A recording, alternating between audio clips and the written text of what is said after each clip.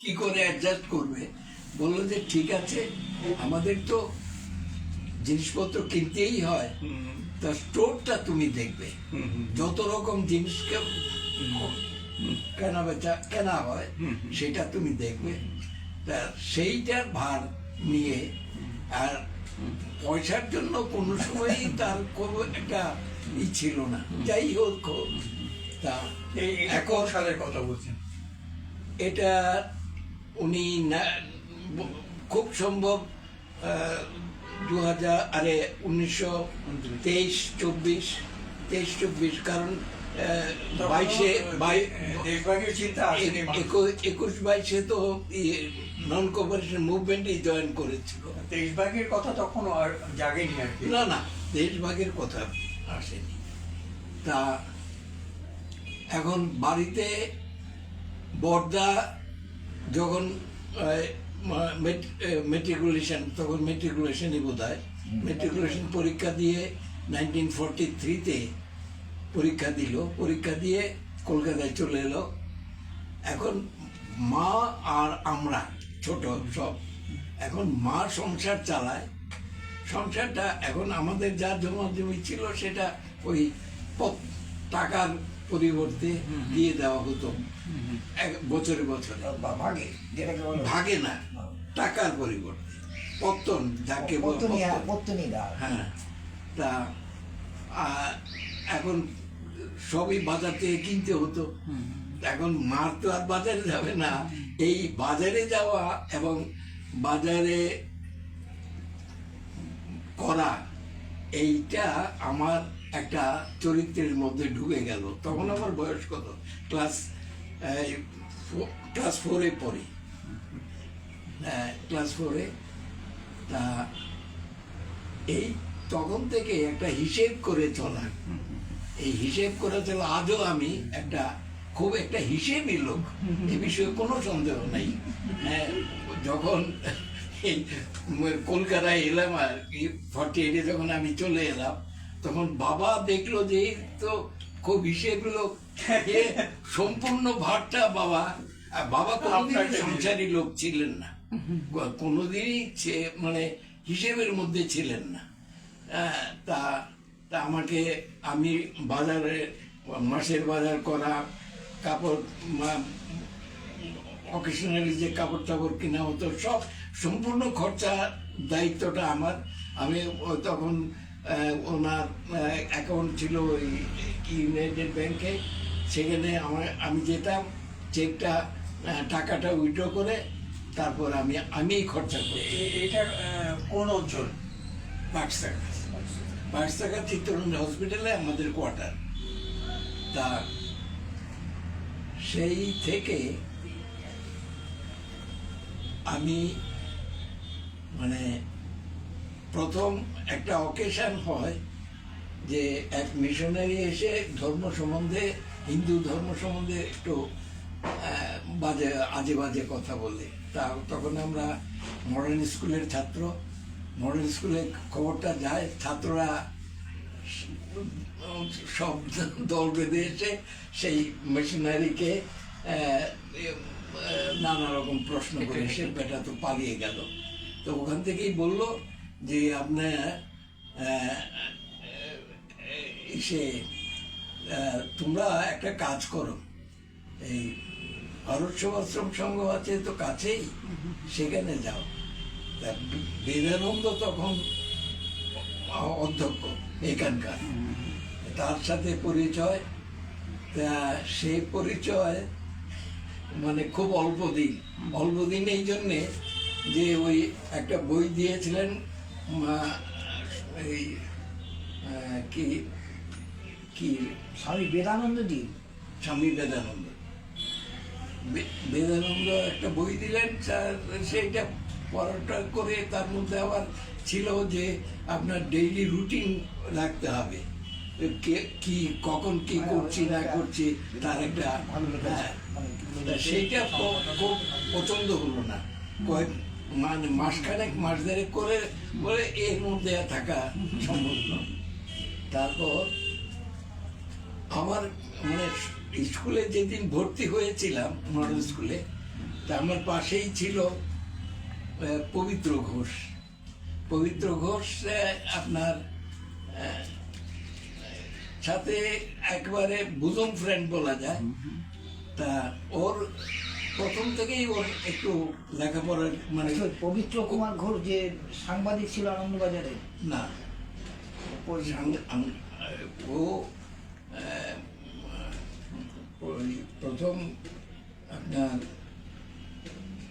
Writers building এর translator হিসেবে join করে, তারপরে কাশীবাবু তাকে ওই সুন্দরবন ডেভেলপমেন্ট সেখানে বোধহয় কমিশনার করে দেয় পবিত্র ঘোষ। তা এই পবিত্র আপনার প্রথম থেকে একটু ওই কবিতা লেখা, গল্প লেখা এইসব দিয়ে, তখন ওই সুজিত নাগ বলে একটা পত্রিকা, ছোটদের একটা পত্রিকা বার করতো। তো সুজিত নাগের সাথে দেখা এবং তার সাথে যোগাযোগ এবং তার সাথে রেগুলার যাতায়াত। তারপর পবিত্র একটা হলো যে আমি যদি একটা করতে পারি, কোনো পত্রিকায় যদি ব্যবস্থা করতে পারি, তখন নেশান পত্রিকা ডেকার্সল্যান্ড থেকে সর্বগুরু নেশান বেরোতো, আর বাংলা কাগজটা ছিল মহাজাতি। মহাজাতির সম্পাদক ছিলেন নিকুঞ্জ সেন। তা নিকুঞ্জ সেনের কাছে আমরা যাই এবং নিকুঞ্জ সেন বলে, আমরা বলি যে আমাদের একটা পাতা দাও, আমরা ওই সবুজ আনন্দ বেলার মতো ওইরকম একটা পাতা আমরা চাই। তো উনি বারবারই বলে আসে না, পরে এসো, তারপর পরে এসো, এই করে দেখলো যে আমরা নাছরবান্দা। তখন বললো যে একটা কাজ করো তোমরা, এই তোমার পাড়ায় তো জ্যোতিষ জোয়ারদার থাকে, জ্যোতিষ জোয়ারদারের সাথে দেখা করো। জ্যোতিষ জোয়ারদার তখন সোশ্যালিস্ট রিপাবলিকান পার্টির জেনারেল সেক্রেটারি, শরৎবাবু মারা গেছেন, মোটামুটি উনি নেতা। তা এই জ্যোতিষবাবুর সাথে দেখা করার পরেই সুভাষ সংস্কৃতি পরিষদের দায়িত্ব আমাদের দিল, আমাকে আর পবিত্রকে।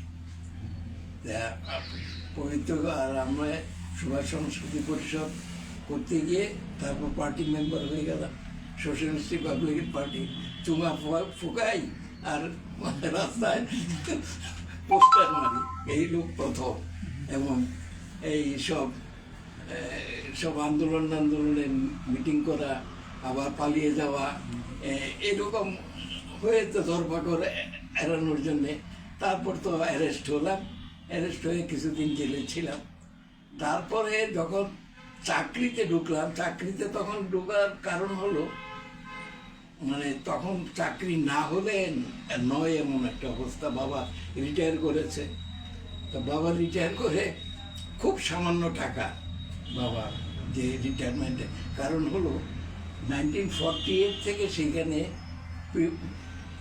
প্রভিডেন্ট ফান্ডই ছিল না। ডক্টর রায় মুখ্যমন্ত্রী হওয়ার পরে ওই ইয়েতে প্রভিডেন্ট ফান্ড চালু করে। প্রভিডেন্ট ফান্ডের টাকা বোধ হয় 3,000 টাকার মতো পেয়েছে। সেটা তখন সংসারের অবস্থা, বড়দা তখন চাকরি করে বাইরে, তা ওনার পক্ষেও টাকা পয়সা দেওয়া খুব সম্ভব হচ্ছিল না। তখন আমার এমন একটা অবস্থা যে আমার চাকরি না হলে নয়, তা আমি চাকরির জন্য ঘোরাঘুরি করছি। তখনকার দিনে ইন্স্যুরেন্সে কোনো অ্যাডভার্টাইজমেন্ট করে লোক নেওয়া হতো না। তা এখন যার থ্রুতে চাকরি হলো তিনি হলেন আমার মেসমশাইয়ের মামা আর মেজজিটির কাকা কমন। তা তিনি ন্যাশনাল ইন্স্যুরেন্সে আছেন। তা বাবাও যায়, গিয়ে একটু দেখা সাক্ষাৎ করেছে, আমিও গিয়ে দেখা সাক্ষাৎ করি। তারপর হলো কি যেই পোস্টটায় আমি ঢুকলাম, সেই ছেলেটি ওই কোল কমিশনের চাকরি পেয়ে চলে গেছে। তা উনি বলেন যে ঠিক আছে, এই তো একটা পোস্ট হলো। তা আমি সেইখানে ঢুকলাম 55 ডিসেম্বরে ঢুকলাম। আপনার জানুয়ারিতে 16 জানুয়ারিতে ন্যাশনালাইজ হয়ে গেল।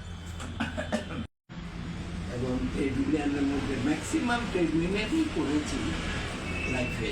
আপনার বেস ন্যাশনাল ইন্স্যুরেন্স ন্যাশনাল ইউনিটে সবই এমপ্লয়ি। তার মধ্যে আমাদের ম্যাক্সিমাম 70 আর বাদ বাকিটা সিপিএম ইউনিয়ন। সিপিএম ইউনিয়নতে ছিল অল ইন্ডিয়া ইন্স্যুরেন্স ওদের, আর আমাদেরটা ছিল অল ইন্ডিয়া লাইফ। তা ইউনিয়নের হয়ে গেলাম base secretary, state secretary, base secretary, তারপর আস্তে আস্তে আস্তে আস্তে অল ইন্ডিয়া পর্যন্ত পৌঁছলাম, অল ইন্ডিয়া ইউনিয়ন।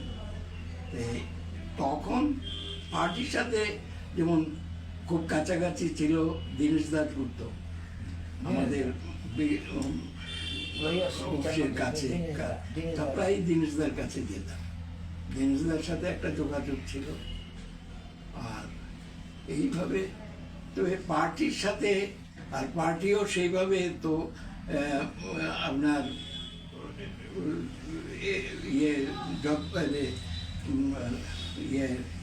আমাদের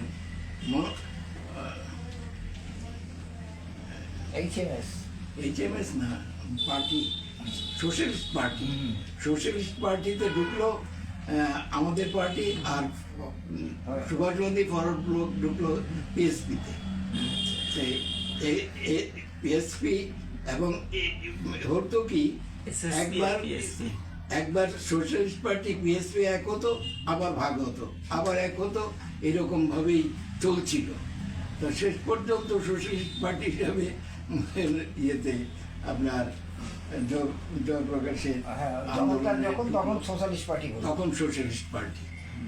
এবং উপায়ও ছিল না, ইন্দিরা গান্ধীর আমলে একেবারে হয়ে গেল যে বোধহয় দুই পার্টি মিলে 70টা আর 70 করে 50-50টা এমপি ছিল। তারপর ইন্দিরার আমলে গিয়ে সেটা একেবারেই কমে গেল। তখন বাধ্য হয়ে 71 সালে দুই পার্টি 9টা সিটে যেত। হ্যাঁ, 71 সালে হ্যাঁ, জরুরি অবস্থার আগে যে ইলেকশনটা হলো, বোধহয় দুই পার্টি মিলিয়ে 22টা, 9-18টা। 9-18। হ্যাঁ, তখন ছিল এসএসপি আর পিএসপি, তাই তো? এসএসপি আর পিএসপি, আমরা এসএসপি, ওরা পিএসপি। আর ওই একদল চলে গেলেন কংগ্রেসে। তা মধ্যমগ্রামে আমাদের পরিচয় ছিল, মধ্যমগ্রামে আমাদের পরিচয় ছিল। নেপালবাবু হইল পিএসপি, হ্যাঁ, আর আমি হলাম এসএসপি। এই ডাক্তারবাবু পিএসপি ছিলেন। হ্যাঁ, ডাক্তারবাবু পিএসপি ছিলেন। সেই জন্যই ডাক্তারবাবুর সাথে এও পিএসপি ছিল, আমাদের ডক্টর দ্বিজেশ দত্ত মজুমদার, সবই। অতীন বসু পিএসপি ছিল। অতীনবাবু পিএসপি, আপনার এমএলএ যে ছিলেন সমর্গ তো পিএসপি প্রথম থেকেই। আচ্ছা, পিএসপি ছিলেন। পিএসপি স্বরাজদা, এসএসপি বা এসপির সাথে যোগাযোগ ছিল আপনার দিলীপ চক্রবর্তী, দেবেন সেন, এরা সব ছিল। দেবেন সেন, এরা, দাস, হ্যাঁ, স্বরাজদা ছিলেন পিএসপিতে। স্বরাজদা পিএসপিতে ছিল না, স্বরাজদা পিএসপিতে বড় হল আমাদের এলাকার লোক তো। আর দেবেন সেন এরা ছিলেন দেবেন দাসটা, পরিতোষ সরকার এরা ছিলেন আপনার এসএসপি। পরিতোষ সরকার ছিল জেলাতে এসপি। তবে অমিতাভ রায়চৌধুরী ছিলেন এই পার্টির জেনারেল সেক্রেটারি, এই পরে সোনারপুরে বাড়ি করেছিলেন। ফার্নান্ডেজ, মধুলিমায়, এরা সব ছিল এসএসপি। হ্যাঁ। অল ইন্ডিয়া এই যে রেলওয়ে SM যোশী। ইউনিয়ন, এগুলোর মধ্যে বডিগুলোর ভেতরে এসএসপিরা মেইন ছিল। SM Joshi, SM Joshi SM Joshi last president, chairman. ওই যে SM যোশী চেয়ারম্যান, আর মধু দণ্ডবতী জেনারেল সেক্রেটারি। মধু দণ্ডবতী। পার্টি যখন হয়ে গেল, মার্চ হয়ে গেল। প্রথম প্রেসিডেন্ট মনে হয় ভিভি গিরি তবে ছিল। মধুজির সাথে আমাদের সম্পর্কটা খুব গভীর ছিল। কারণ হলো মধুজি 81 থেকে তার মৃত্যু পর্যন্ত আমাদের ইউনিয়নের প্রেসিডেন্ট ছিলেন মধুলিমায় মধুদণ্ড ভাত। আচ্ছা মধুদণ্ডে পাতে আবার দুই মধুর মধ্যে একটা, আমরা যখন জনতা পার্টি করতাম, মধুলিমা তো মারা গেল না মারা গেল, মধুলিমার জন্যই জনতা পার্টির পরে এইটা হলো, মানে যে রিপ্টেতে পাঠান মোরারজিকে প্রতিশ্রুতি দিয়ে বেরিয়ে গেল মধুলিমা। মধু দণ্ডবতে যত মিষ্টি মানুষ, যত খোলা মনের মানুষ, মধুলিমায় ঠিক তত না ও মোর পলিটিক্যাল ছিল। হ্যাঁ, মোর পলিটিক্যাল এবং মানে খুব অ্যারোগ্যান্ট অ্যারোগেন্ট ছিল, অ্যারোগেন্ট ছিল, হ্যাঁ। অ্যারোগ্যান্ট কিন্তু বেশ ঝাঁঝালো বক্তৃতা দিত। আমার মনে আছে, কারণ আমরা তখন জামালপুরে থাকতাম, হ্যাঁ, বিহারে। রেলওয়ে টাউন, তখন মধুলিমায় ওখান থেকে দাঁড়াতো। কাজে আমি সেই, হ্যাঁ, ওরকম ক্লাস 4 পড়ি, তখন ওই মধুলিমায়ের বক্তৃতা শুনেছি। মধুলিমার কারণ আমাদের বাড়ির পেছনে একটা মাঠ ছিল, আমার বাড়ির ছাদে বসেই আমি শুনতে পেতাম ওর বক্তৃতা। তারপর এসএসপির একটা মিটিং পাটনায় আমি ছিলাম, মধুলিমায় আর জর্জ ফার্নান্ডেজ বন্ধুত্ব জর্জ ছিল, ফার্নান্ডেজ। বন্ধুত্ব ছিল তা- খুব ঘনিষ্ঠ। আপনি কল্পনা করতে পারেন একজন অর্ডিনারি কমরেড টেবিল চাপড়ে তারা দুজন বসে আছে, চাপড়ে প্রশ্ন করছে, আঙুল তুলে প্রশ্ন করছে, তারা সহ্য করছে, সোশ্যালিস্ট পার্টি হিসাবে চলে, আর ওর কোনো পার্টিতে চলতো কিনা সন্দেহ। হ্যাঁ, হ্যাঁ, আমি সেই কনফারেন্সে ছিলাম। তা এই হলো সোশ্যালিস্ট পার্টির।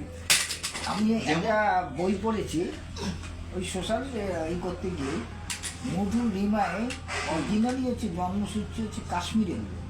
আচ্ছা, হতে পারে। ওনার লিমা লরেশি ময়াকার হচ্ছে ওনার, না লিমায় মহারাষ্ট্রে আরো অনেক। না তারপরে ওদের ওই গোষ্ঠীরা চলে আসেন মহারাষ্ট্রে। আচ্ছা, তারপরে উনি মহারাষ্ট্রে, যার জন্যে ওনাদের ওই লিমায়, মানে ওই মহারাষ্ট্রের দিয়ে যে সব টাইটেলগুলো ই হয়, যেমন পণ্ডিত নেহরুরাও তো কাশ্মীরেরই লোক, হ্যাঁ, কিন্তু এখন মধুলিমায় সিটিং তবে মধুলিমায় মারা গেলেন, হ্যাঁ। ওর বউ নামটা আমার মনে পড়ছে না, ওর বউয়ের নাম কি?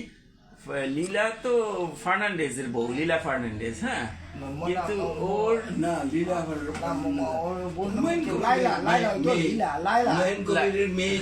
লাইলা ফার্নান্ডেজ, লালা ফার্নান্ডেজ হলো ইসের হ্যাঁ, জর্জের স্ত্রী লায়লা, হ্যাঁ। কিন্তু এই মধুলিমায়ের স্ত্রী ও এসেছিল তারপর যখন মারা গেল, কারণ ও তো থাকাকালীন, তারপর কিন্তু সে খুব একটা দাঁড়াতে পারলো না, হ্যাঁ। কিন্তু মধুলিমায়ের এই এসেছিল। মধুর দণ্ডবতে আমাদের বাড়িতে আবার আসতো তারা, আমার প্রমীলা দণ্ডবতে, প্রমীলা এমপি ছিল, ই ছিল, মানে না, প্রমীলা দণ্ডবতে তিনি রাজনীতির লোক ছিল। মধু দণ্ডবতে কেন আমি জানি, শুনুন, মধু দণ্ডবতে খুব সোবার এবং মধুলিমায় আমরা ওই ইসেতে ওই কি বলে, এবং টাকা পয়সার ব্যাপারে ভেরি অনেস্ট দেবার, হ্যাঁ। না, এই আজকালকার রাজনীতিতে যেটা হয়ে গেছে সেটা নেই এদের। যে পুরোটাই, হ্যাঁ। এদের- পরে যখন ফার্নান্ডেজকে নিয়েও সেই প্রশ্নগুলো উঠলো যে